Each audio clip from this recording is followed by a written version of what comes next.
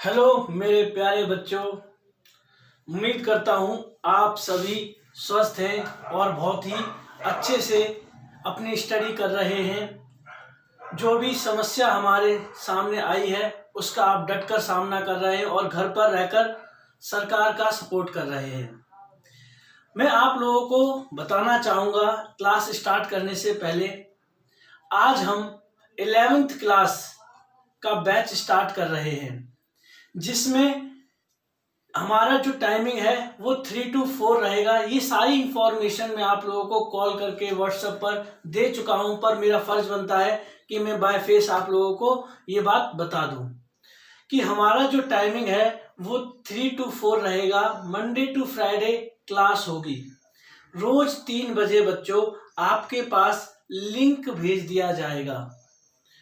उसके बाद आप लोगों को उस लिंक पर क्लिक करना है और अपने वीडियो को पूरा कंप्लीट देखकर अपने टॉपिक्स को समझना है, जिसमें आपके डेली बेसिस के जो डाउट होंगे वो आप मेरे पास पर्सनली व्हाट्सएप पर भेज सकते हैं, जिससे मैं आप लोगों के डाउट्स को कलेक्ट कर लूँगा।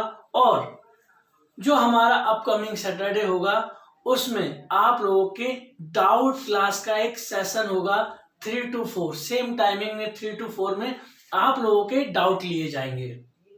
तो मेरे प्यारे बच्चों, हम आज चैप्टर स्टार्ट 11th क्लास का जो सिलेबस है उसको स्टार्ट कर रहे हैं और बहुत अच्छे से तसल्ली से। देखो बच्चों, मैं आप लोगों को बताना चाहूँगा, बिल्कुल 0 लेवल से बातों को लेकर उठेंगे और 100 लेवल तक लेकर पहुँचेंगे। यानी कि इस प्रोसेस में जो बच्चे को कुछ नहीं, 10th क्लास में जिस बच्चे को कुछ नहीं आता था वो बच्चा भी बहुत अच्छे से कवर कर सकता है।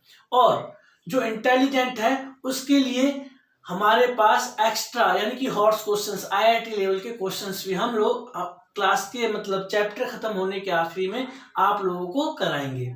चलो, ये तो कॉमन बात थी, जनरल बात जो आप लोगों के साथ मुझे शेयर करनी थी। अब स्टार्ट करते हैं। अब मैं आप लोगों को बताना चाहूँगा, मैं चैप्टर स्टार्ट करने से पहले बहुत बेसिक नॉलेज जो बच्चों को पता ही नहीं है और कोई बता भी नहीं रहा है। मेरे प्यारे बच्चों, सिलेबस में एक बदलाव आया है, यानी कि बदलाव कुछ इस तरीके का है जिसके बारे में जानना बहुत जरूरी है। 10th क्लास से मैं स्टार्ट करता हूं उस बदलाव के बारे में। 10th क्लास से, क्लास 10th में मेरे प्यारे बच्चों, क्लास 10th में बच्चों के पास 2 प्रकार का मैथ स्कूल में मिला था। तो जो 2 प्रकार का मैथ था वो एक बेसिक मैथ था और एक स्टैंडर्ड मैथ था।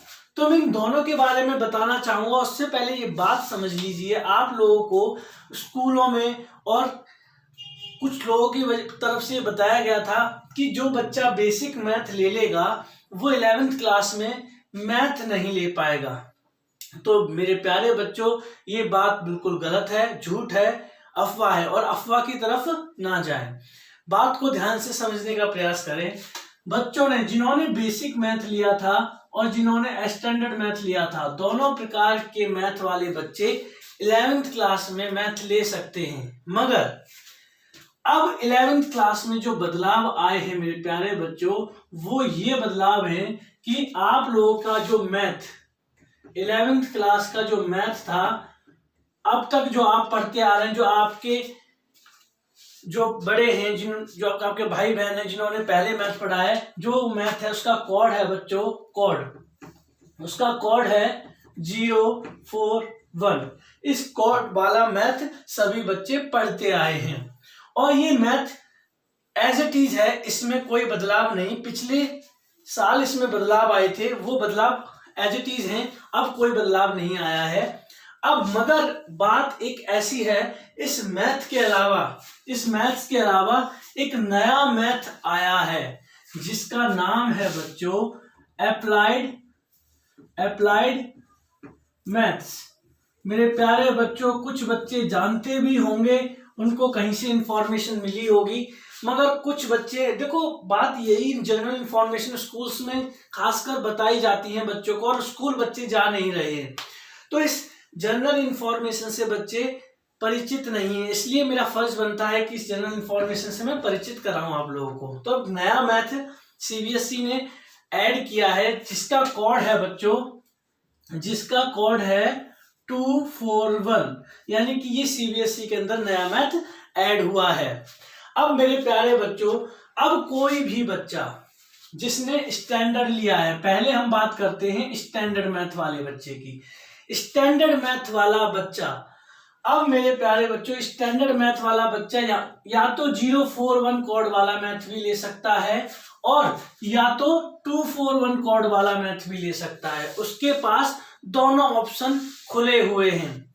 मगर देखो, ये सारी बातें बताने के बाद मैं इस बात को भी बताऊंगा कि आपको कौन सा मैथ लेना चाहिए, कौन सा मैथ आपके लिए विद प्रूफ के साथ आप लोगों को ये बात मैं बताऊंगा। तो स्टैंडर्ड वाले बच्चे दोनों प्रकार के मैथ ले सकते हैं। अब इन दोनों मैथों में सिलेबस का चेंज क्या है, तो मेरे प्यारे बच्चों, मैंने सिलेबस लिखा हुआ है, मैं इसको नोट कर देता हूं।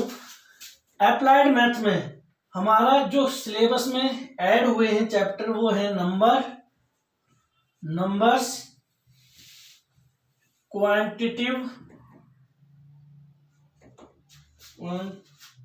क्वांटिफिकेशन और बच्चों हमारा न्यूमेरिकल रीजनिंग। ये एक यूनिट है बच्चों, एक ये यूनिट ऐड हुई है, नंबर्स, क्वांटिफिकेशन और ऐड न्यूमेरिकल रीजनिंग। ये एक यूनिट ऐड हुई है आपके सिलेबस में। और सेकंड यूनिट है बच्चों जो ऐड हुई है, वो है डिस्क्रिप्टिव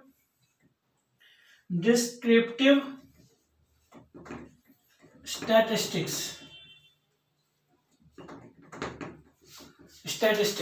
बच्चों स्टैटिस्टिक्स तो हमारे को इसके अंदर जो सिलेबस था वो एज इट इज है, उसमें कोई चेंज नहीं है, नो चेंज, उसमें कोई चेंज नहीं है, वो एज इट इज है। जिसमें आपका ये न्यूमेरिकल रीजनिंग नहीं थी, इसमें मैथमेटिकल रीजनिंग, इसके अंदर मैथमेटिकल रीजनिंग थी आपकी और इसके अंदर न्यूमेरिकल रीजनिंग आ गई है बच्चों।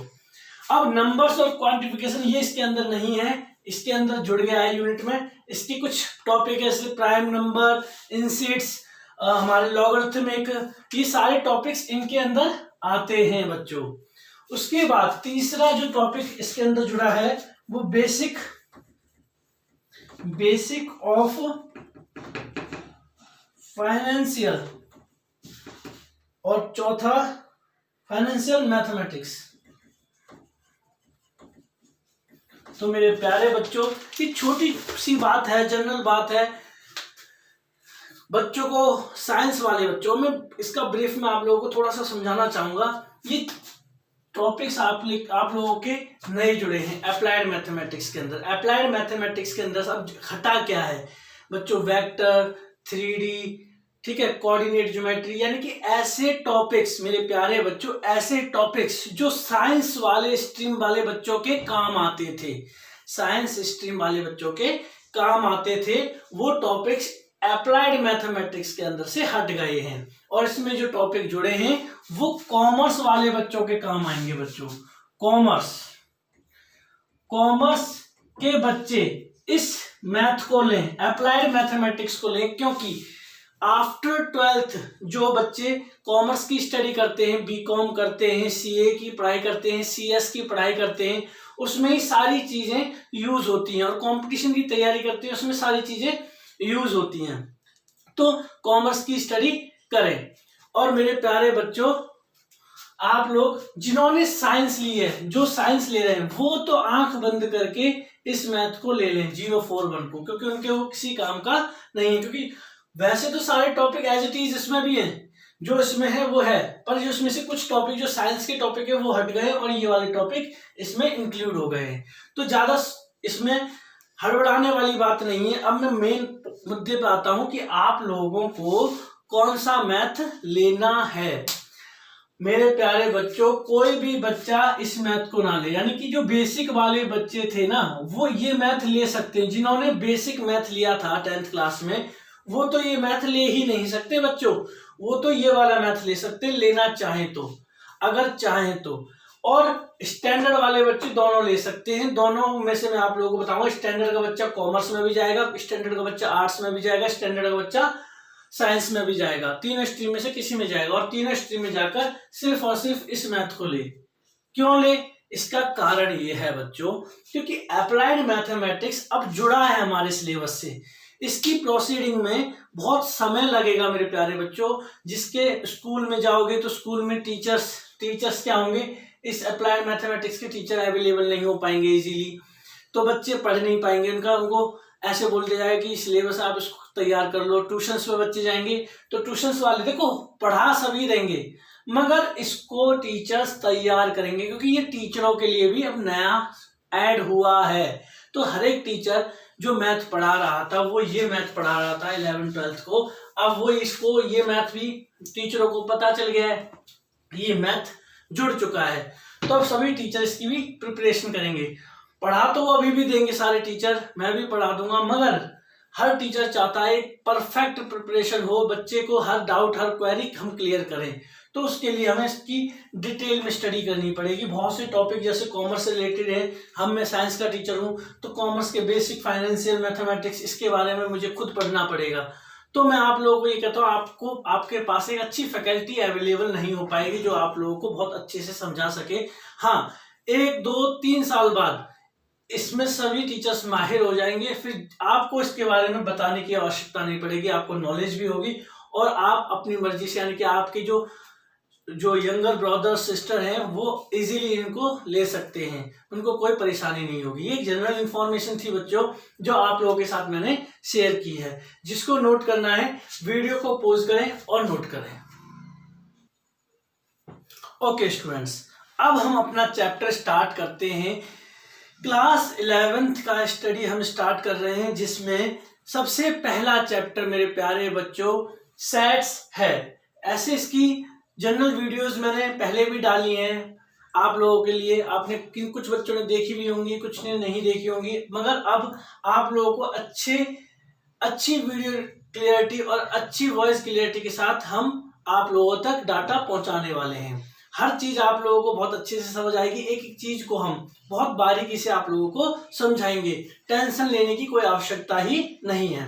रोज आप लोगों की क्लास होनी है, तो आप रोज 40 से 45 मिनट मुझे दे दें, 100% रिजल्ट आप लोगों को मैं प्रोवाइड कराऊंगा। चलो बच्चों स्टार्ट करते हैं सेट्स।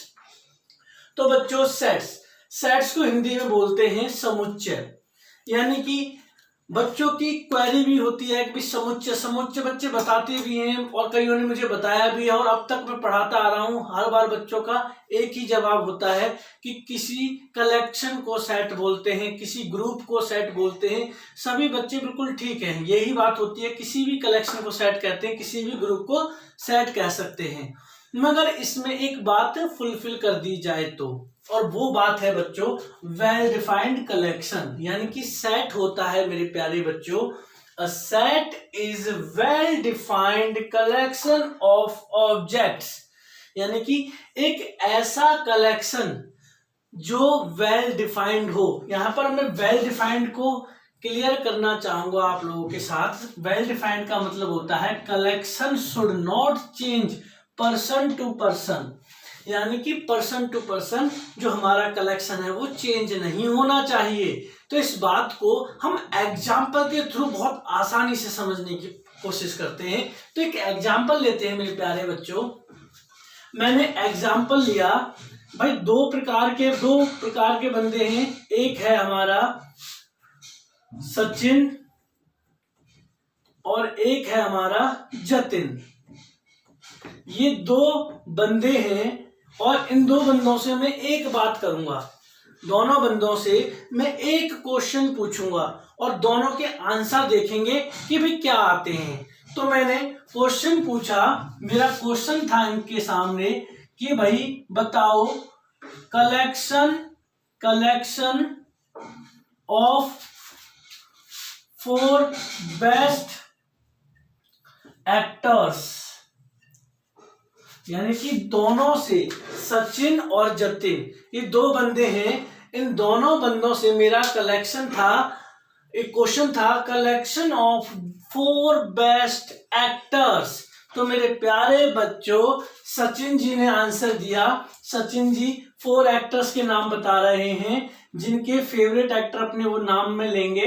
जैसे सचिन के कलेक्शन में आते हैं आमिर खान, बहुत फेवरेट है सचिन जी के, और भाई अक्षय कुमार बहुत फेवरेट है सचिन जी के, अमिताभ बच्चन बहुत फेवरेट है सचिन जी के, और हमारे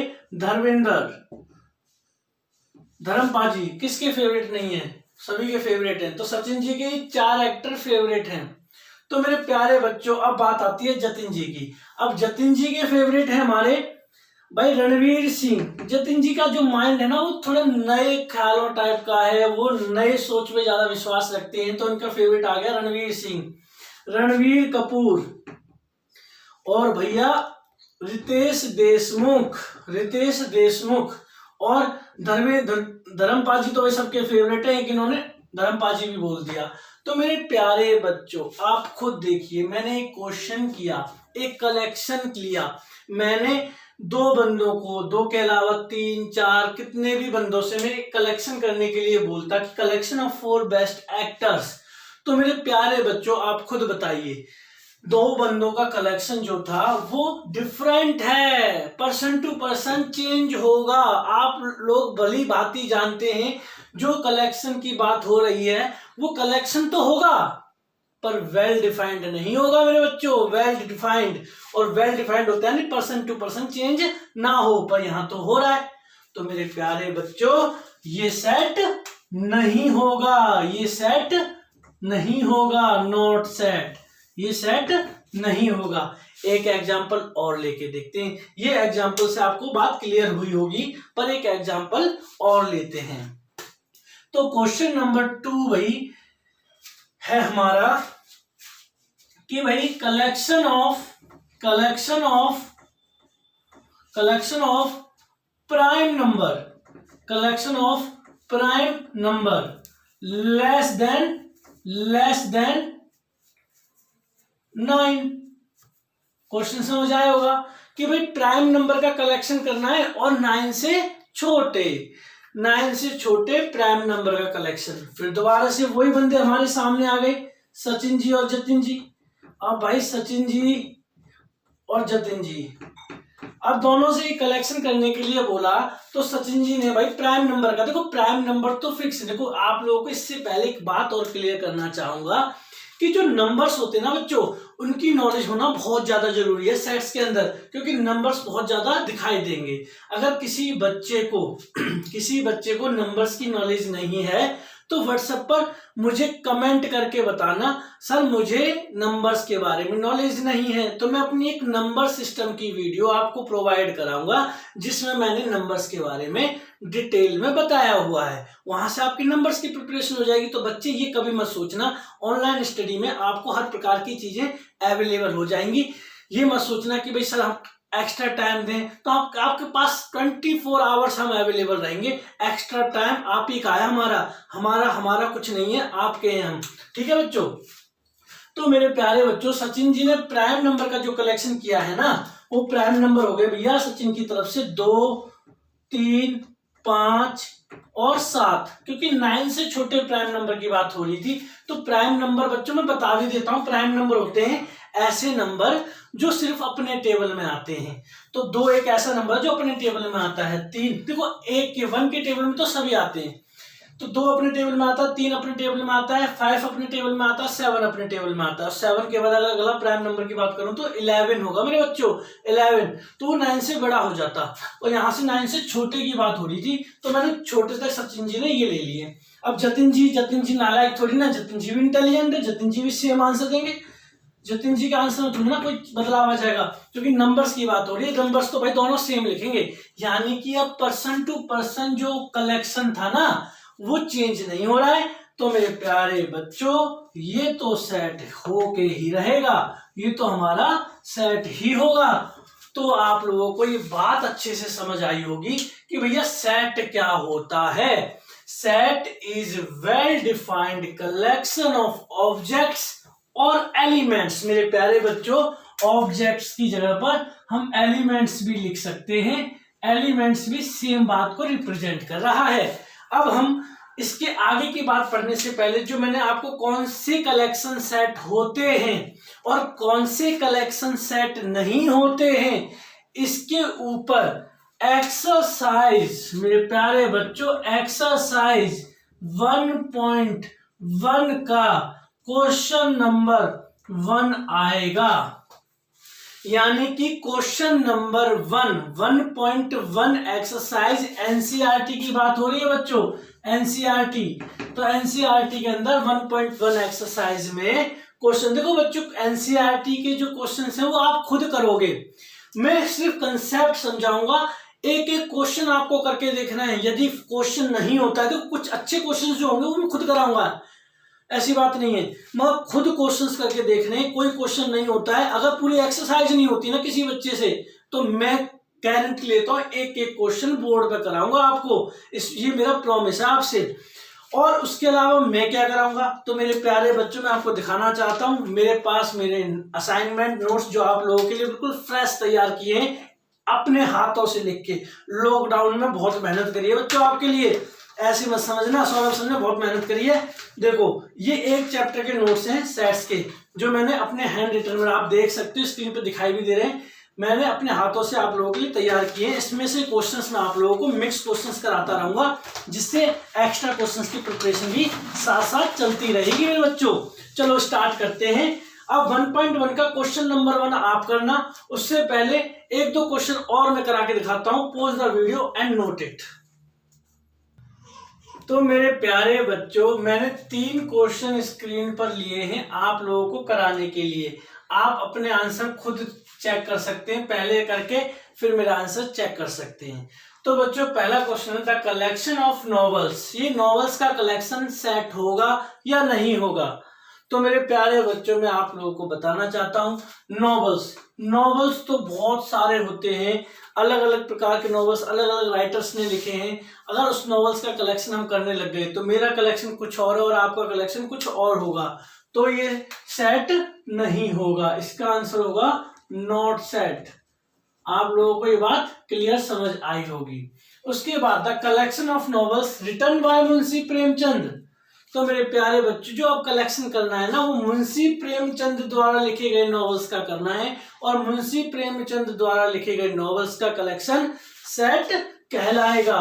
क्योंकि जब हम कलेक्शन करने लगेंगे तो जो नॉवेल्स का कलेक्शन करेंगे वो कौन से कलेक्शन नॉवेल्स का करेंगे, जो मुंशी प्रेमचंद जी ने लिखे हैं। तो एक ही सिंगल राइटर के कलेक्शन करने लगेंगे तो हम उन्हीं के नॉवेल्स का कलेक्शन कर पाएंगे, तो वो कलेक्शन वेल डिफाइंड होगा, तो वो सेट कहलाएगा। अब बात आती है तीसरे क्वेश्चन की। तीसरा क्वेश्चन है मेरे बच्चों the collection of 11 best cricketers. तो 11 बेस्ट क्रिकेटर्स, मैं आप लोगों में से कुछ नाम ले लेता हूं। तो हमारा एक स्टूडेंट सुमेन है, जिसके भाई आंसर 11 बेस्ट क्रिकेटर्स उसने अपने बता दिए भाई, उसने अपने 11 बेस्ट क्रिकेटर्स बताए। एबी डिविलियर्स, महेंद्र सिंह धोनी, और हमारा रविंद्र जडेजा, और भाई दूसरा हमारा आ गया, दूसरे बच्चे का नाम हमने ले लिया भाई विशाल बंसल जी। विशाल बंसल जी ने आंसर दिए कि भाई सर हमारा भाई मेरा बेस्ट जो क्रिकेटर है वो है सैन वॉटसन हो गया, और रिकी पॉन्टिंग हो गया, सौरव गांगुली हो गया। तो भाई तीसरा बच्चा हमारा स्नेह ने बोला नहीं सर आप लोगों ने तो विराट कोहली का नाम ही नहीं लिया। विराट कोहली स्नेह का फेवरेट है, आजकल तो लड़कियों का बहुत फेवरेट है विराट कोहली जैसा क्रिकेटर नहीं है। तो ऐसा कलेक्शन जो पर्सन टू पर्सन चेंज होते रहेंगे तो ये कलेक्शन बच्चों सेट नहीं कहलाएंगे। यानी कि बेस्ट क्रिकेटर सबके अपने अपने फेवरेट क्रिकेटर्स होते हैं, सबका डाटा डिफरेंट होगा, तो ये कलेक्शन चेंज होता रहेगा। तो इस कलेक्शन का जो होगा आंसर सेट नहीं कहलाएगा, ये हो गया बच्चों नॉट सेट। तो आप लोगों को मैंने 5 क्वेश्चंस इस प्रकार के करा दिए हैं, कौन से कलेक्शन सेट होते हैं और कौन से कलेक्शन सेट नहीं होते हैं। आई होप आपको ये बात समझ आ गई होगी। और एक्सरसाइज 1.1 कंप्लीट, एक्सरसाइज 1.1 का क्वेश्चन नंबर 1 कंप्लीट कर लोगे, बहुत इजीली कर लोगे। अगर कोई क्वेश्चन नहीं होता है तो आप अपने डाउट के तौर पर मेरे पास सेंड कर सकते हैं। सैटरडे के डाउट सेशन में आपका डाउट कराया जाएगा, 100% कराया जाएगा, आप निश्चिंत रहिए। आपकी स्टडी बहुत बेहतरीन तरीके से हमने तैयार की हुई है, बहुत अच्छे से, बहुत मेहनत कर रहे हैं आप लोगों की तैयारी के लिए। चलो pause the video and note it. तो मेरे प्यारे बच्चों, अब हम आगे बढ़ते हैं। अब क्या है बच्चों, आप लोगों को मैं कुछ सिंबल्स बता रहा हूं, यानी कि ये आर अगर कैपिटल आर कहीं दिखाई दे तो उसका मतलब स्टैट्स चैप्टर के अंदर ना ऐसे चिन्ह बहुत ज्यादा दिखाई देने वाले हैं। तो बहुत क्लियर है बेटे, इनके नाम पता होना चाहिए, और आप लोगों ने अब तक पढ़े हैं, ये सारी चीजें पढ़ी हुई हैं, बस नाम मैं बता देता हूं, आप लोगों को इंट्रोड्यूस करा देता हूं इस टॉपिक से। आर अगर कहीं दिखाई दे तो set of all real number, यानी कि रियल नंबर का सेट है, और आर पॉजिटिव होगा तो set of all positive real number, यानी कि ये सारे रियल नंबर आ गए और इसमें सिर्फ पॉजिटिव ऊपर लगाया तो यानी कि सिर्फ पॉजिटिव रियल नंबर लिए जाएंगे। जेड कहीं दिखाई दे तो set of all integers, integers का सेट है। जेड पॉजिटिव तो बच्चों पॉजिटिव इंटीजर्स। क्यू कहीं दिखाई दे तो रैशनल नंबर, क्यू पॉजिटिव दिखाई दे तो पॉजिटिव रैशनल नंबर बच्चों। और एन कहीं दिखाई दे तो सभी जानते हैं नेचुरल नंबर होता है, और एन पॉजिटिव बच्चों पॉजिटिव नेचुरल नंबर होता है। तो ये सिंबल्स के बारे में आप लोगों को पता होना चाहिए। अब आगे कंटिन्यू करते हैं। तो मेरे प्यारे बच्चों, हमने जान लिया कि भाई कौन सा कलेक्शन सेट होता है। अब बात आती है सेट्स का रिप्रेजेंटेशन। सबसे पहले हम रिप्रेजेंटेशन के बारे में स्टडी करते हैं। Representation of sets. तो सेट्स के रिप्रेजेंटेशन में कुछ बातें हैं, उसमें से पहली बात है मेरे बच्चों, पहली बात है कि सेट को किस ब्रैकेट के अंदर लिखा जाता है। तो सेट के वो इस ब्रैकेट के अंदर लिखा जाता है। इस ब्रैकेट को बोलते हैं बच्चों curly bracket. Curly bracket, curly bracket के अंदर लिखा जाता है। और अब मैं बताना चाहूंगा कि भाई बच्चों ये 1 है और ये 1 के ऊपर एक ब्रैकेट लगा दिया। अब इनमें डिफरेंस क्या है? तो बच्चों ये जो दिखाई दे रहा है ना 1, ये तो हमारा एलिमेंट है बच्चों, एलिमेंट। ये हमारा क्या है बच्चों? एलिमेंट है। और बच्चों ये ब्रैकेट के अंदर जो 1 है ना, ये बच्चों हमारा सेट है। ये बच्चों एलिमेंट है और ये हमारा सेट है। तो आई होप आपको समझ आया होगा ये ब्रैकेट का फंडा क्या है, कि भाई सिंगल इंडिविजुअली विदाउट ब्रैकेट की कोई चीज लिखी जाएगी, चाहे वो नाम हो, कुछ भी हो, ऑब्जेक्ट, कोई भी ऑब्जेक्ट होगा वो एलिमेंट होगा और उसको ब्रैकेट के अंदर लिखा जाएगा तो वो सेट कहलाएगा। पहला रिप्रेजेंटेशन हो गया बच्चों। अब सेकंड की तरफ चलते हैं। सेकंड के अंदर आप लोगों को अब पता हो 2 सिंबल्स, ग्रीक सिंबल। अब बात जो कर रहा हूं बच्चों ग्रीक सिंबल, ग्रीक सिंबल आप लोगों ने फिजिक्स के अंदर, साइंस के अंदर पढ़े हैं, ग्रीक सिंबल्स के बारे में स्टडी किया और वो मैथ्स के अंदर भी यूज होते हैं। तो ग्रीक सिंबल में पहला सिंबल है एफ साइन। इसको बच्चों एफ साइन बोलते हैं। क्या बोलते हैं बच्चों? F sign.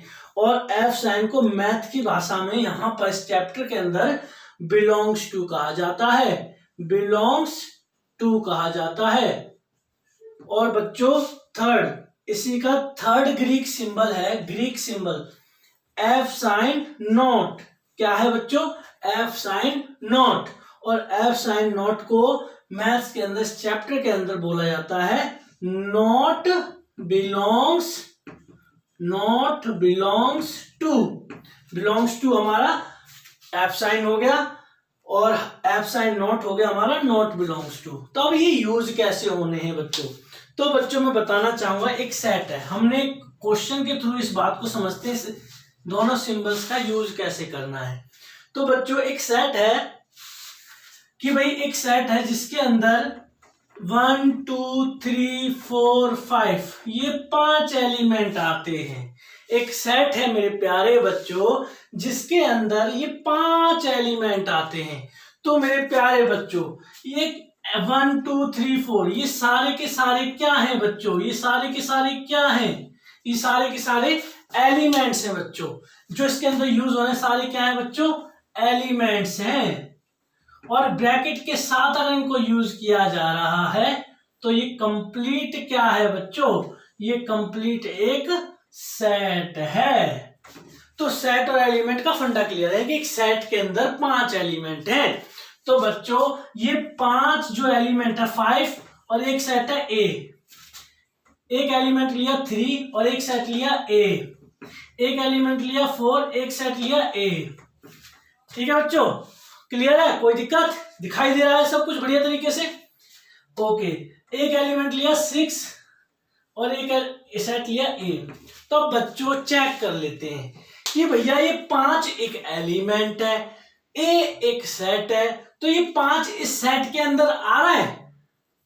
बिल्कुल आ रहा है। ये ना देख लो, चेक कर लो, आ रहा है। अगर आ रहा है तो भैया बिलोंग कर रहा है। समझ में आ गया बिलोंग्स टू का मतलब? अगर सेट के अंदर वो एलिमेंट आ रहा है तो बिलोंग कर रहा है। 3 आ रहा है? आ रहा है तो बिलोंग कर रहा है। भैया 4 आ रहा है सेट के अंदर? बिल्कुल आ रहा है बच्चों, चेक कर सकते हो, ये आ रहा, तो ये बिलोंग कर रहा है। तो भैया आप बताओ 6 इस सेट के अंदर आ रहा है? नहीं आ रहा है बच्चों, तो ये क्या कर रहा है भैया? बिलोंग नहीं करेगा। आई होप आप लोगों को समझ आया होगा ये बिलोंग्स टू और नॉट बिलोंग्स टू है क्या चीज। तो बच्चों यहां से एक छोटे से कंक्लूजन की बात कर लेता हूं। इस क्वेश्चन से हमारे कंक्लूजन आप लोगों के सामने निकल के आता है, और वो कंक्लूजन है मेरे बच्चों, मेरे प्यारे बच्चों, ध्यान से समझना, ये कंक्लूजन बहुत आगे काम आने वाला है। तो कंक्लूजन है कि एक एलिमेंट और एक सेट, एक एलिमेंट, जो एलिमेंट है सारे जो आगे लिखे हुए 5 एक एलिमेंट है, 4 एक एलिमेंट है, 3 एक एलिमेंट है बच्चों, 6 एक एलिमेंट है, और ए ये क्या है बच्चों? सेट है। तो एक एलिमेंट और इस सेट के अंदर रिलेशन होता है। एक क्या होता है बच्चों? रिलेशन, रिश्ता, एक रिश्ता होता है, और वो रिश्ता क्या होता है? बिलोंग्स टू और बच्चों नॉट बिलोंग्स टू का रिश्ता होता है। आई होप आप लोगों को ये फंडा क्लियर होगा। रिप्रेजेंटेशन ऑफ सेट्स के अंदर 2-3 रिप्रेजेंटेशन मैंने आपके सामने व्यक्त किए हैं, और उनके ऊपर एक एग्जाम्पल भी लेके बताया है। अब इस पूरे प्रोसेस से एनसीईआरटी बच्चों, एनसीईआरटी एक्सरसाइज 1.1 का क्वेश्चन नंबर 2 भी हो गया है, और क्वेश्चन नंबर 2 आप अच्छे से कर लो, 100% आप लोगों का हो जाएगा। आज की पहली क्लास थी, इसलिए आज की क्लास में मैंने क्वेश्चन नंबर 1 और क्वेश्चन नंबर 2 छोटी क्लास रखी है, ज्यादा लंबी नहीं खींच रहे हैं। अब धीरे धीरे टाइम को भी बढ़ाएंगे, लंबी क्लास भी लेंगे। आप लोगों का सिलेबस की आप चिंता मत करना, हमारा बहुत तसल्ली से, बातों को ध्यान से समझें, होमवर्क आप लोग करें। जो मैं आपको बता रहा हूं वो क्लियर होना चाहिए मेरे बच्चों, वो क्लियर होना चाहिए, और आपका होमवर्क कंप्लीट होना चाहिए, और आपके डाउट मेरे पास आने चाहिए, जिसको मैं सैटरडे को आपके डाउट सेशन ले सकूं। धन्यवाद बच्चों, प्रसन्न रहें, स्वस्थ रहें।